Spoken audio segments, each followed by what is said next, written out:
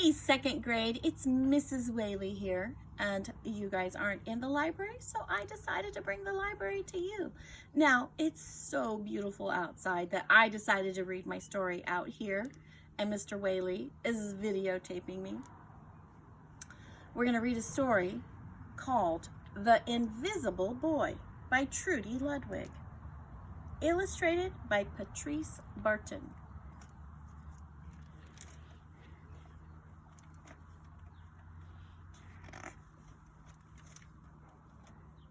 Can you see Brian, the invisible boy? Even Mrs. Carlotti has trouble noticing him in her classroom. She's too busy dealing with Nathan and Sophie. Do you guys see Brian?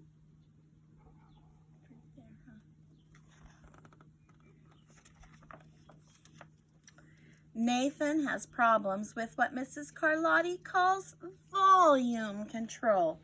He uses his outside voice inside too much. Sophie whines and complains when she doesn't get her way. Nathan and Sophie take up a lot of space, but Brian doesn't.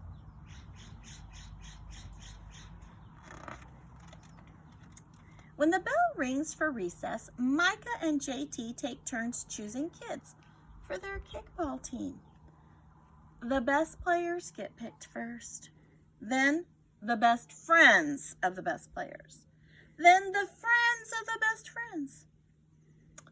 Only Brian is left, still waiting and hoping.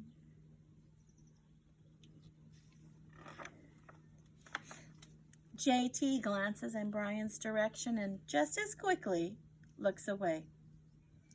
We've got enough players for each team, he tells the others.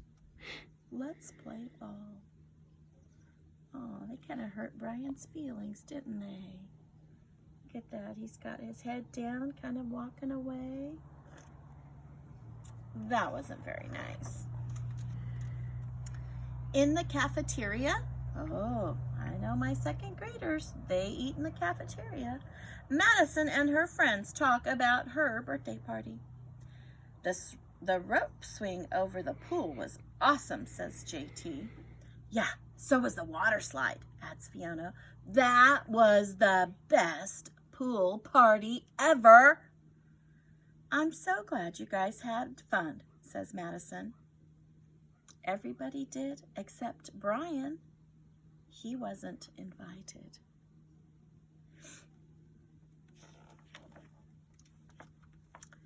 At choosing time, while the other kids play board games and read, Brian sits at his table doing what he loves to do best.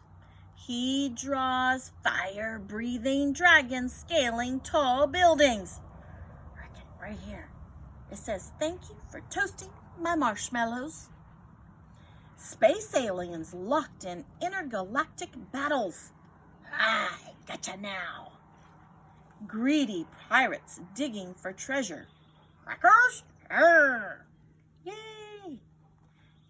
And superheroes with the power to make friends wherever they go.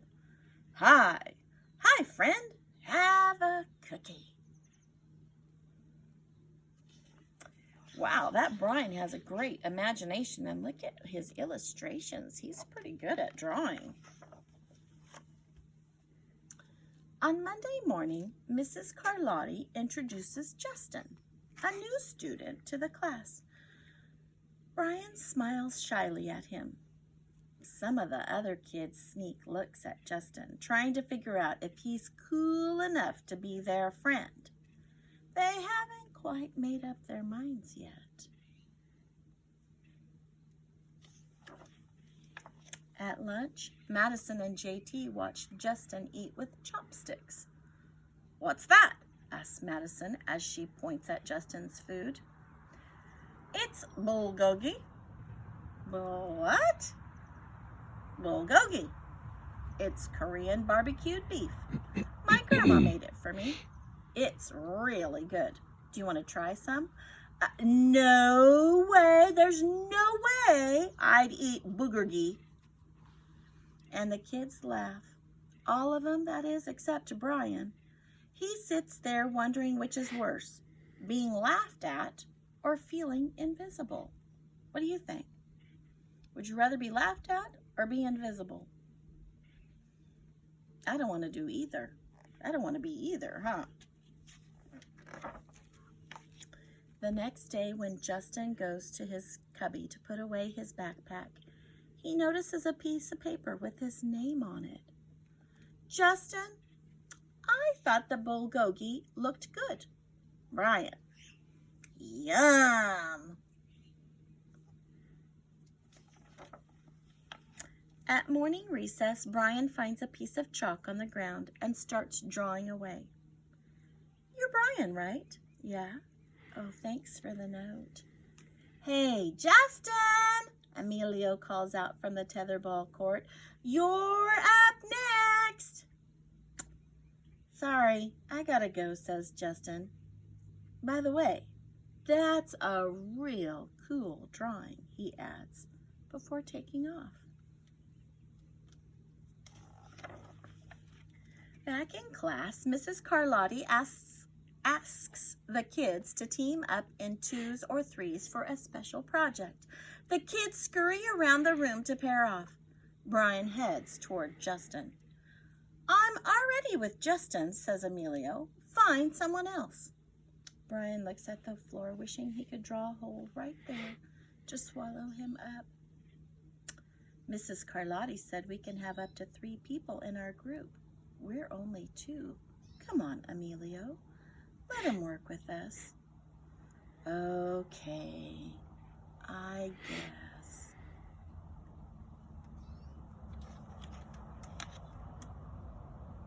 Mrs. Carlotti gives the class directions for the project.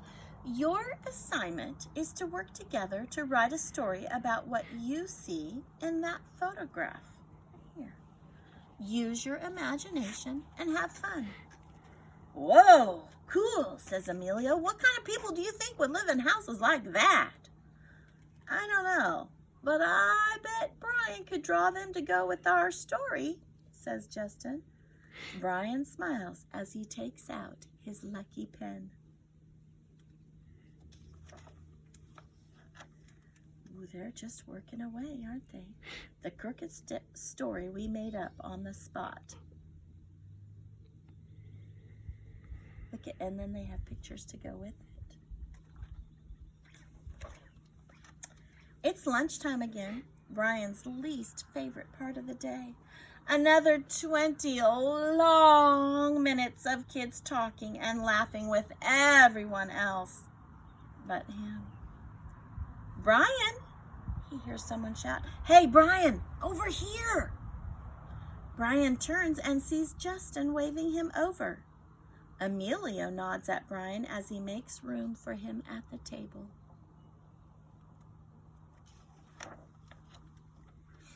Maybe, just maybe, Brian's not so invisible after all.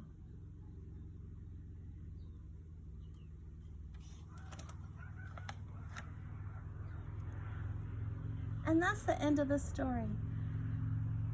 Some of the questions Mrs. Whaley wants you to think about is, have you ever been somewhere out on the playground and wanted to be a part of a game or whatever, and you weren't allowed to? Or have you ever been playing with friends and maybe when somebody comes over and wants to play and you're like, no, we don't need to. We don't want to play. So this story, I chose this story because I want you to think about how Brian felt, right? About how Brian felt like he didn't matter. He wasn't included. But look at what a cool kid he was. He could draw pictures and, you know, he had feelings. He could tell a story. So we have to think about what other people, how they would feel. So our actions need to be thoughtful of other people's feelings, other kids' feelings. And right now, I'm going to tell you, if you have brothers and sisters, I have 2 granddaughters, and I don't know how to tell you this, but there are some times, especially now, when they've just been around each other too long, and they don't want to be nice to each other. But you know what? We need them to be nice to each other, right? So I want you to remember that. And next week, Mrs. Whaley will be back with another story. That is Mrs. Whaley's cat up on the roof, just sitting there making all kinds of noises and saying hi, and wants to, like, probably meet all of you guys. Huh? Okay. Well, you can just push the button, right? Okay, so Mrs. Whaley's gonna turn it around so you guys can see the cat. Okay, that's my cat, Bear Bear, and she says hello. Okay. Goodbye.